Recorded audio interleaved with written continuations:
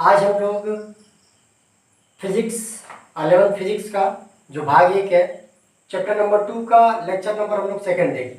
Second के बारे में पढ़ाया जाएगा। पहला लेक्चर हमने अपलोड कर दिया है जिसका लिंक आपको डिस्क्रिप्शन बॉक्स में मिल जाएगा। आप वहाँ से पहला लेक्चर देख सकते हैं अगर आपने पहला लेक्चर नहीं देखा है तो। आप पहले पहला लेक्चर देखिए फिर जाके ये सेकंड लेक्चर देखिएगा। तो आज पहले हम ये बता दें कि फर्स्ट लेक्चर में आपको क्या कवर किया गया था। फर्स्ट लेक्चर में हमने पढ़ा था कि मापन की आवश्यकता क्यों होती है, मापन क्या होता है, मात्रक क्या होता है, आंकिक मान और संख्यात्मक मान क्या होते हैं। आज हम लोग पढ़ेंगे भौतिक राशियों के बारे में कि आखिर भौतिक राशियां क्या होती हैं। तो हमारा आज का टॉपिक है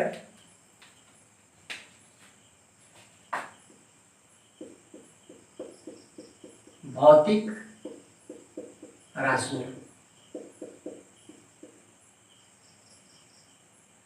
इसको बोलते हैं फिजिकल क्वांटिटीज।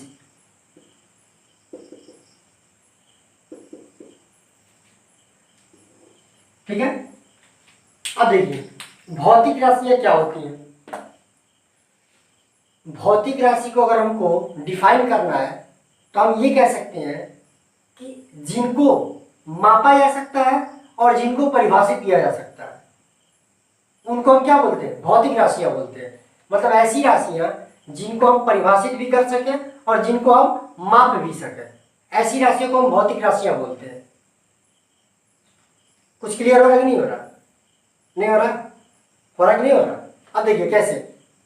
जैसे मान लीजिए हमने क्या बोला आपसे, परिभाषित भी हो और उसका मापन भी किया जा सकता हो। मतलब दोनों चीज का रिक्वायरमेंट है। क्या रिक्वायरमेंट है? परिभाषित और प्लस उसका मापन किया जा सके। ये दो रिक्वायरमेंट है भौतिक राशियों के। इसको हम लोग कुछ एग्जांपल समझते हैं। जैसे मान लीजिए अगर हम कहें समय के बारे में बात करें कि समय एक भौतिक राशि है कि नहीं, तो हम दो पॉइंट पे फोकस करेंगे। समय को परिभाषित किया जा सकता है कि नहीं किया जा सकता है। तो किया जा सकता है नहीं किया जा सकता, आप बताइए। किया जा सकता है ना। समय को हम परिभाषित कर सकते हैं। क्या समय का मापन हो सकता है, उसका मापन किया जा सकता है? तो हाँ बिल्कुल किया जा सकता है। तभी तो आप कहते हैं क्या 2 बज रहा है, 3 बज रहा है, 5 बज रहा है, कहते नहीं कहते हैं 2 घंटा हो गया, 3 घंटा हो गया। तो समय को परिभाषित भी किया जा सकता है और मापा भी जा सकता है, इसलिए हम इसको भौतिक राशि कह सकते हैं। लेकिन अगर हम ये कहें कि आपकी मम्मी आपको बहुत मानती है, आपकी मम्मी आपसे बहुत ज्यादा प्यार करती है, तो क्या इसको आप माप सकते हैं? कुछ है आपके पास, आप इसको माप सकते कि नहीं माप सकते? नहीं माप सकते। परिभाषित आप कर सकते हैं लेकिन आप माप नहीं सकते। जैसे आपको चोट लग गया, दर्द हो रहा है, तो क्या इसका मापन किया जा सकता है कि कितना दर्द हो रहा है? नहीं कर सकते ना। उसका कोई इंस्ट्रूमेंट ही नहीं तैयार है कि हम ये मेजर कर सके कि हमको कितना दर्द हो रहा है। हाँ दर्द हो रहा है ये क्लियर होगा, परिभाषित कर सकते हैं, लेकिन उसका मापन नहीं किया जा सकता। लेकिन अगर हम बात करें, हम 1 किलोमीटर चले, हम 5 किलोमीटर चले, हम 1 लीटर दूध लाए, तो जो लीटर है आपका मतलब आयतन से संबंधित है। आयतन का मात्रक लीटर होता है। तो हमारा जो आयतन है, आयतन को परिभाषित भी किया जा सकता है, आयतन का मापन भी किया जा सकता है। तो हम आयतन को भौतिक राशियों में लेके चलेंगे। क्लियर हो रहा है नहीं हो रहा? एक चीज ध्यान दीजिएगा, अगर परिभाषित है लेकिन मापन नहीं हो सकता तो भौतिक राशि नहीं है। अगर मापन हो सकता है लेकिन परिभाषित नहीं हो सकता तो भी भौतिक राशि नहीं है। मतलब भौतिक राशि होने के दो चीजों का रिक्वायरमेंट है, परिभाषित होना और मापन, तभी हम उसको भौतिक राशियां बोल सकते हैं। तो भौतिक राशि का क्लियर नहीं हुआ, हो गया ना। जिसको परिभाषित भी किया जा सकता हो और जिसको मापा भी जा सके उसको हम क्या बोलेंगे, भौतिक राशि। अब बात आता है कि भौतिक राशियों को कितने प्रकार से विभाजित किया जा सकता है या उसका क्लासिफिकेशन क्या है। तो जब बात हुआ कि कैसे हम भौतिक राशियों को कैटेगराइज करें, तो जो भी हमारे साइंटिस्ट थे उनका ग्रुप पे एक मीटिंग हुआ। बेटिंग में उन्होंने बोला कि चलिए इसको हम परिभाषित तो कर दिए, अब इसको कैटेगराइज भी किया जाए कि आखिर भौतिक राशियों को कैसे हम कैटेगराइज कर सकते हैं, उनका वर्गीकरण कैसे कर सकते हैं। तो उन्होंने पहले बोला, जैसे ये हमारा हो गया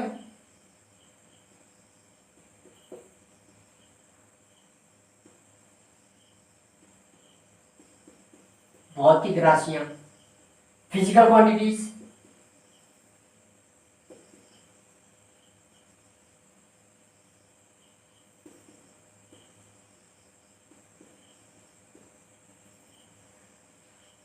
इसको उन्होंने पहले दो पार्ट में डिवाइड किया। पहला हो गया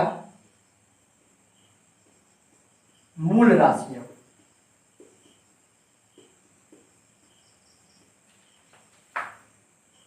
और दूसरा उन्होंने बोला व्युत्पन्न राशियां।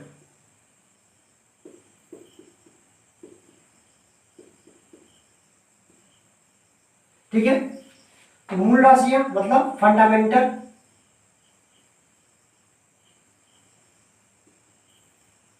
Quantities,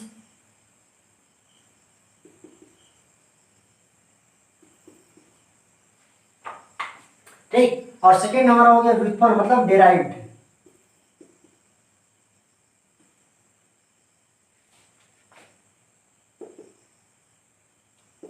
quantities. ठीक है, तो एक किसमें डिवाइड किए, मूल राशियां और एक व्युत्पन्न राशियां। ठीक है, तो अब जैसे दो पार्ट में कैटेगराइज तो कर दिया गया, अब बात ये आया कि मूल राशि किसको कहेंगे और व्युत्पन्न राशि किसको कहेंगे। तो उन्होंने इसको डिफाइन करने के लिए इसको परिभाषित किया कि मूल राशियां हम उनको कहेंगे जो किसी और राशियों पे, किसी और भौतिक राशियों पे निर्भर ना हो। जो भी हमारी मूल राशियां होंगी क्या होंगी, वो किसी अन्य भौतिक राशि के ऊपर डिपेंडेंट नहीं होगी। जैसे अगर हम बात करें समय,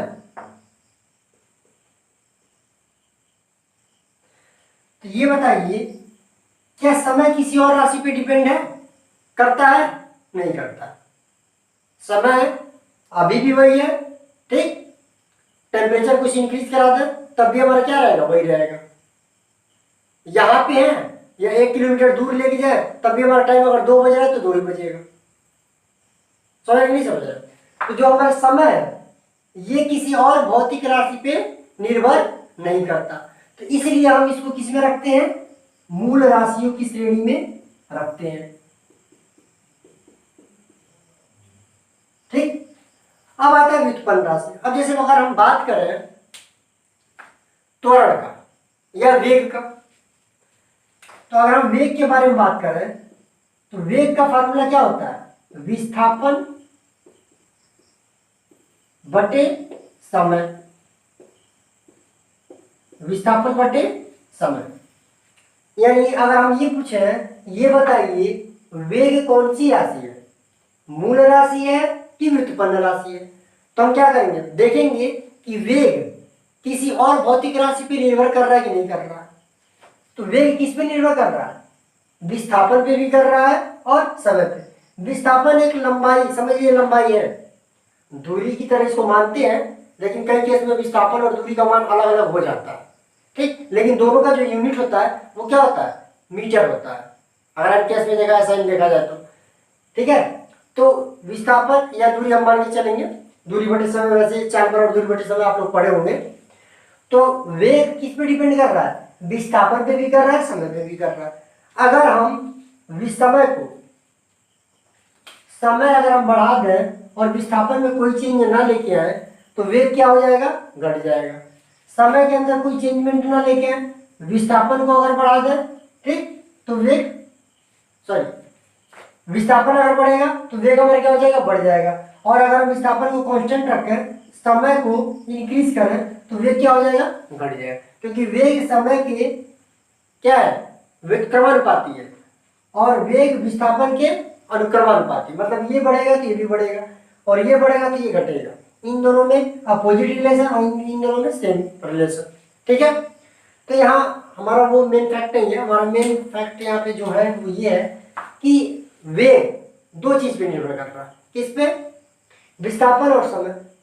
तो विस्थापन का मतलब क्योंकि मीटर होता है, दूरी लंबाई के फॉर्म में इसको लिया जाता है, तो हम ये कह सकते हैं ये भी मूल राशि है और ये भी मूल राशि है कि नहीं है ना? विस्थापन क्या आपका मूल राशि है ना, विस्थापन यानी दूरी यानी लंबाई मूल राशि है, समय मूल राशि है। तो मतलब जो ये वेग है वो दो मूल राशियों पर निर्भर कर रहा है। किस पे कर रहा है? विस्थापन पे और समय पे। तो हम कह सकते हैं कि जो वेग होगा वो क्या होगा? व्युत्पन्न राशि होगा। अब अगर हमको डिफाइन करना है मूल राशि और व्युत्पन्न राशि, तो ये कैसे करेंगे? मूल राशियों का मतलब वे राशियां जो किसी अन्य भौतिक राशियों पे निर्भर नहीं होती हैं, वो खुद में क्या होती है? स्वतंत्र होती हैं, किसी और भौतिक राशि पे अपने आप को निर्भर नहीं रखती हैं। तो ऐसी राशियों को क्या कहते हैं? मूल राशियां। और व्युत्पन्न राशियों का मतलब वे राशियां जो मूल राशियों की सहायता से बनाई जाती हैं। देखिए यहाँ पे क्या हुआ था? वेग किससे किससे बना था? विस्थापन से और समय से, और ये दोनों क्या हो गया? मूल राशि हो गया। जैसे एक एग्जाम्पल इसका और अगर ले लिया जाए, अगर हम बात करें बल, तो बल बराबर क्या होता है? यम में, यम इक्वल टू यम में द्रव्यमान गुणे त्वरण, मतलब F is equal to m into a, mass into acceleration. अब यहाँ पे देखिए कि जो हमारा बल F है वो किस पे डिपेंड कर रहा है? यम पे भी कर रहा है और ए पे भी कर रहा है, मास पे भी और एक्सेलरेशन पे भी। ठीक है, मास यानी द्रव्यमान क्या है? ये मूल राशि है। और त्वरण हमारा क्या हो जाएगा? त्वरण को भी हम क्या लिख सकते हैं? इसको लिख सकते हैं ना, एम इंटू त्वरण, वेग में परिवर्तन की दर को, यानी वेग में परिवर्तन। तो वेग में जब परिवर्तन करेंगे तो क्या होगा? मीटर पर सेकेंड स्क्वायर, सॉरी मीटर पर सेकेंड। तो फाइनली जब हम त्वरण का अगर निकालेंगे तो क्या हो जाएगा? इसका यूनिट हमारा होता है मीटर प्रति सेकेंड स्क्वायर। क्लियर है?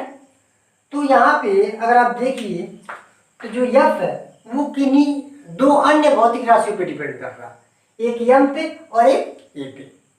तो यम इसमें क्या हो जाएगा? मूल राशि है, द्रव्यमान। ए क्या है? ये क्या होगा इसमें? त्वरण, व्युत्पन्न राशि। ये मूल राशि और ये व्युत्पन्न राशि। तो यह किस पे डिपेंड कर रहा है? दो अन्य राशियों पे डिपेंड कर रहा है। इसलिए हम क्या कहेंगे? बल को व्युत्पन्न राशियों की श्रेणी में रखा जाएगा। अब बात आता है मूल मात्रक और मूल मात्रक और व्युत्पन्न मात्रक किसे कहते हैं? तो मूल राशियों को व्यक्त करने के लिए जिन मात्रकों का प्रयोग किया जाता है, ध्यान से सुनिए, मूल राशियों को व्यक्त करने के लिए जिन मात्रकों का प्रयोग किया जाता है उन्हें हम क्या कहते हैं? मूल मात्रक कहेंगे। ठीक, फिर व्युत्पन्न राशियों को व्यक्त करने के लिए जिन मात्रकों का प्रयोग करते हैं उनको क्या बोलते हैं? व्युत्पन्न मात्रक। मूल राशियों को अगर व्यक्त करने के लिए यूज कर रहे हैं तो मूल मात्रक, व्युत्पन्न राशियों को व्यक्त करने के लिए यूज कर रहे हैं तो व्युत्पन्न मात्रक। जब आप साइंटिस्टों ने जब ये पूरा एनालिसिस कर लिया मूल राशि और व्युत्पन्न राशियों के बारे में, तो फिर किसी ने कहा सर अभी हमारे पास दो भौतिक राशियां छूट रही हैं। पूछा गया कौन कौन सा? तो उन्होंने बताया कोण और घन कोण, कोण और घन कोण।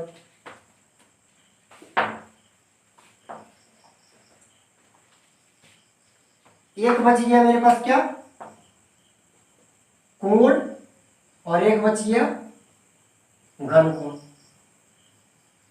तो अब ये सोचा गया कि चलिए अब तो डिफाइन कर दिया गया है मूल राशियों को अलग, व्युत्पन्न राशियों को अलग, तो इनको भी अगर हमको डिफाइन करना है कि अभी देखा जाए कि किसमें व्युत्पन्न राशि में आता है कि मूल राशि में। तो अगर कोण का बात किया जाए तो कोण क्या होता है? ये किसी और राशि पे डिपेंड करेगा? नहीं करेगा। कोण का मतलब क्या होता है? रेडियन। रेडियन डिग्री भी होता है, तो रेडियन हमारा क्या होता है? एसआई यूनिट होता है, एसआई मात्रक होता है। घन कोण का होता है स्टेरेडियन। घन कोण का क्या हो जाता है? स्टेरेडियन। तो एक तरीके से देखा जाए तो ये भी स्वतंत्र है, मतलब किसी और भौतिक राशि के ऊपर निर्भर नहीं है, उनके ऊपर आश्रित नहीं है।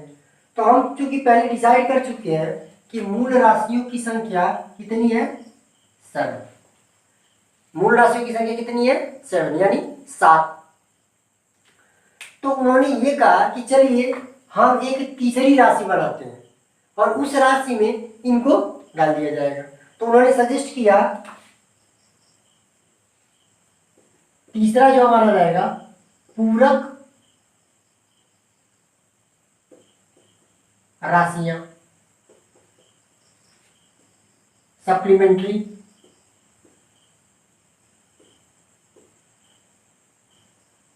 क्वांटिटीज। ठीक है, सप्लीमेंट्री क्वांटिटीज, ये हमारा हो गया तीसरा पूरक। पूरक राशि में किसको डाला गया, कोण और घनकोण को। तो यानी इसमें अगर देखा जाए तो फिक्स है कितने हो गए, 2। मूल राशियां 7 हो गई, पूरक राशियां 2 हो गई, लेकिन व्युत्पन्न राशियों का संख्या कोई लिमिट नहीं है। ठीक है, कितना है, क्योंकि जितने भी मात्रक बनाए जाएंगे वो मूल राशियों की सहायता से उसको मिला के बनाया जाएगा। तो हम कह नहीं सकते ना कि इसका 2 है कि 4 है कि 10 है कि 20 है 50 है कि 100 है, कुछ डिफाइन नहीं है। हाँ, जितने भी मूल राशियों को या पूरक राशियों को अटैच करके बनाया जाएगा किसी और राशि, भौतिक राशि पे डिपेंड करेगा, वो हमारा क्या हो जाएगा, व्युत्पन्न राशि। तो इसका संख्या क्या है, फिक्स नहीं है, कितना ही होता है। अब दिमाग में ये भी बात आएगा कि सर ये जो मूल राशियों का संख्या 7 बता रहे हैं, तो वो 7 कौन कौन सी हैं। तो अगर उसके बारे में देखा जाए तो एक हो जाएगा हमारा समय, फिर एक हो जाएगा द्रव्यमान, तीसरा हो जाएगा दूरी, चौथा हो जाएगा विद्युत धारा,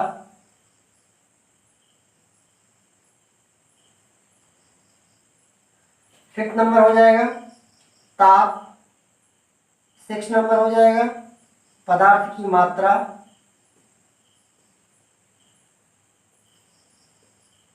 सेवन नंबर हो जाएगा ये आपका ज्योति तीव्रता। ठीक है, तो ये इसके एग्जांपल्स हो गए, जो भी ये है।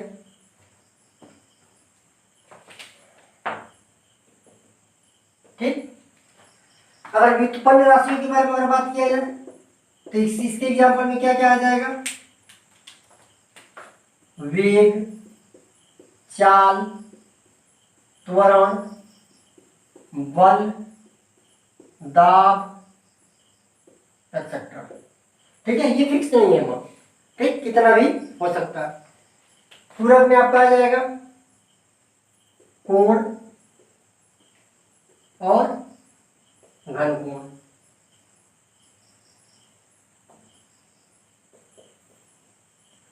ये इसके एग्जांपल्स में आ जाएंगे। ठीक है, तो सबका नोट्स प्रिपेयर्ड है, जिसको भी रिक्वायरमेंट है वो व्हाट्सएप कर सकते हैं, कमेंट में कह सकते हैं, कमेंट में भी आपको दे दिया जाएगा। ठीक है, तो अब हम पढ़ेंगे कि इनका, ये तो राशियां हो गई, अब इनके मात्रक क्या होते हैं, मात्रकों के बारे में पढ़ा जाएगा। अब देखिए, अब यहाँ पे समय का मात्रक क्या होगा, सेकंड, इसको हम स्मॉल एस से शो करते हैं।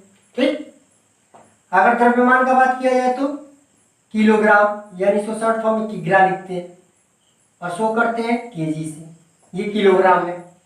दूरी के बारे में अगर बात करें तो मीटर, इसको स्मॉल एम से शो करते हैं।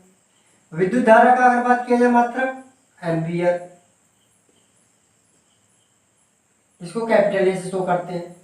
ताप, इसका मात्रक हो जाता है केल्विन, इसको हम कैपिटल के से शो करते हैं। पदार्थ की मात्रा का मोल,